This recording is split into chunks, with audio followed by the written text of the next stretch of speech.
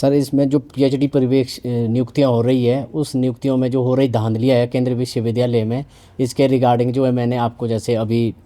Press conference के माध्यम से तथ्य बताए।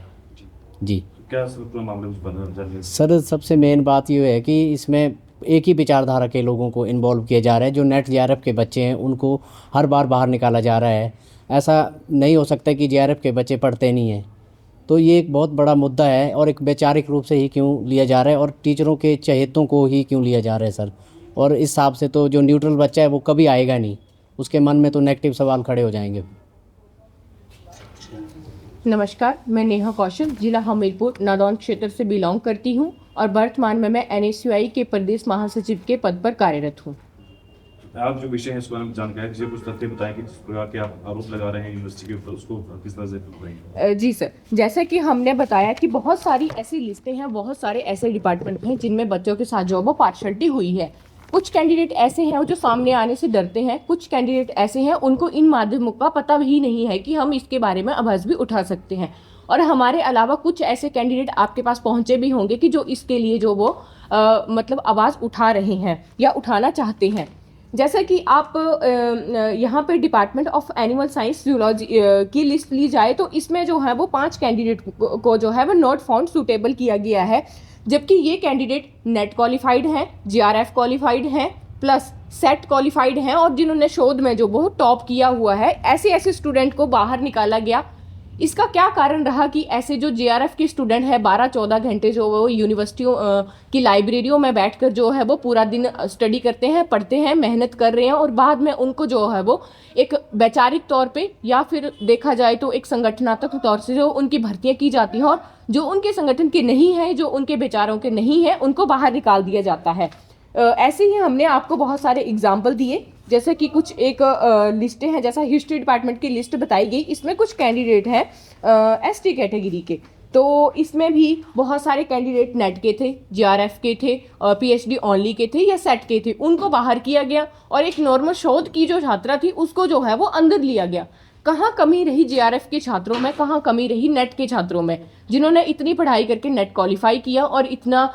आगे तक पहुंचे और उनको जो है वो बाहर निकाल दिया गया। तो ये सरासर जो है वो पार्शलिटी की जा रही है स्टूडेंट के साथ, या तो वो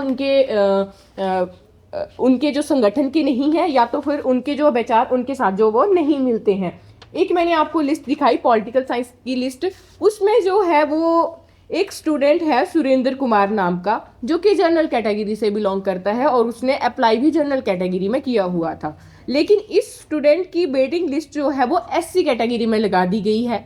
ये जो है वो हम प्रशासन की या एडमिनिस्ट्रेटिव की लापरवाही समझे या फिर इस कैंडिडेट को अंदर लेने के लिए उन्होंने ये कार्य किया है कि कल को वेटिंग लिस्ट लगती है, ऊपर वाला स्टूडेंट फीस नहीं भरता है तो नीचे वाला जो स्टूडेंट है वो ऊपर आएगा और जो है वो उनका कैंडिडेट अंदर आ सकता है, या तो उसके लिए स्पेशली ये चीज़ की गई है। और एक जनरल का कैटेगरी का एक कैंडिडेट है जिसके पास ओनली शोध पात्रता परीक्षा दी गई थी उसके द्वारा, लेकिन उसके जो कंपटीशन में थे वो नेट के स्टूडेंट थे, 3 पीएचडी ओनली के स्टूडेंट थे, 6 नेट के स्टूडेंट थे और 1 जेआरएफ का स्टूडेंट था। उन सभी स्टूडेंट्स को बाहर करके एक शोध का कार्य करता शोध पात्रता वाला जो है वो स्टूडेंट लिया गया है। क्या ये उनकी विचारधारा का कार्य करता है या फिर उनके इस कैंडिडेट के अलावा जो बाकी नेट जेआरएफ के और पीएचडी ओनली के कैंडिडेट थे या फिर वो उनकी विचारधारा के नहीं थे, इसलिए इन कैंडिडेट्स को लिया गया है। हम प्रशासन से और हम सरकार से यही मांग करते हैं कि इनकी जो है वो पूर्ण रूप से जो है दोबारा से चेकिंग की जाए और जिनके साथ पार्सलिटी हुई है और सभी डिपार्टमेंट का जो है इंटरव्यू पैनल है उसको दोबारा बिठाया जाए और जिन बच्चों को एलिजिबल बच्चों को जेआरएफ के कैंडिडेट्स को या फिर जो बच्चे एलिजिबल हैं और उनको इस टाइम अंदर होना चाहिए था, पीएचडी एनरोल्ड होना चाहिए था और जिनको बाहर होना चाहिए था वो कैंडिडेट अंदर हैं, तो उनकी जो है वो एक सटीक और स्पष्ट तौर पे जो है दोबारा से इंटरव्यू लिया जाए और इनके पैनल में जो टीचर हैं जो इनकी विचारधारा से संबंधित हैं उनको जो है वो बाहर रख के अन्य किसी पैनल के अन्य टीचरों को जो न्यूट्रल टीचर हैं उनको इस पैनल में बिठाया जाए और निष्पक्ष जांच की जाए और निष्पक्ष जो है पीएचडी में एडमिशन की जाए। यही के दौरान एक बात कही कि जो केंद्रीय विश्वविद्यालय के अध्यापक है